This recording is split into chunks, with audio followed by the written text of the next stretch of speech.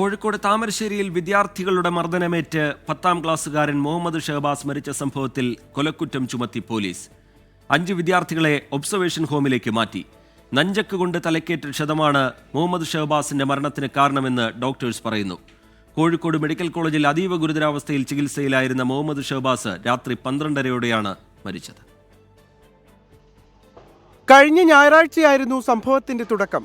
Tuition സെന്ററിൽ 10ാം ക്ലാസ്സുകാരുടെ farewell പരിപാടിയുമായി ബന്ധപ്പെട്ട തർക്കമാണ് സംഘർഷത്തിന് കാരണം.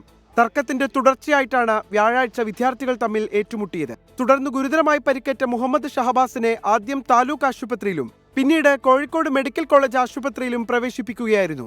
തുടർന്ന് ഇന്ന് പുലർച്ചെയാണ് മരണത്തിന് കീഴടങ്ങിയത്. നഞ്ചക്ക് കൊണ്ടുള്ള ആക്രമണത്തിലാണ് ഷഹബാസിന് പരിക്കേറ്റതെന്നാണ് പോലീസ് പറയുന്നത്. ആരോപണ വിധേയരായ വിദ്യാർത്ഥികളുടെ വീട്ടിൽ പോലീസ് പരിശോധന നടത്തി.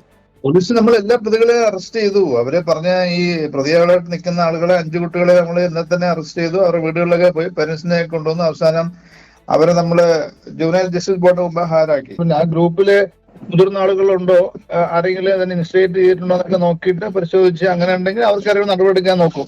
വിദ്യാർത്ഥികൾക്കെതിരെ കൊലക്കുറ്റം ചുമത്തി ജുവനൈൽ ജസ്റ്റിസ് ബോർഡിന് മുൻപാകെ ഹാജരാക്കിയ വിദ്യാർത്ഥികളെ വെള്ളിമാടുകുന്നിലെ ഒബ്സർവേഷൻ ഹോമിലേക്ക് മാറ്റി. ഇവർക്ക് ഈ വർഷത്തെ SSLC പരീക്ഷ എഴുതാനാകും. സംഘർഷത്തിൽ മുതിർന്നവർക്കും പങ്കുണ്ടെന്ന് മുഹമ്മദ് ഷഹബാസിന്റെ കുടുംബം. ഇത് വലിയവർ കൈകാര്യം ചെയ്ത ഒരു അടിയാണ്. 5 അടിയുള്ള പരിക്കാണ് ഇവൻ്റെ തലക്ക് കിട്ടിയത്.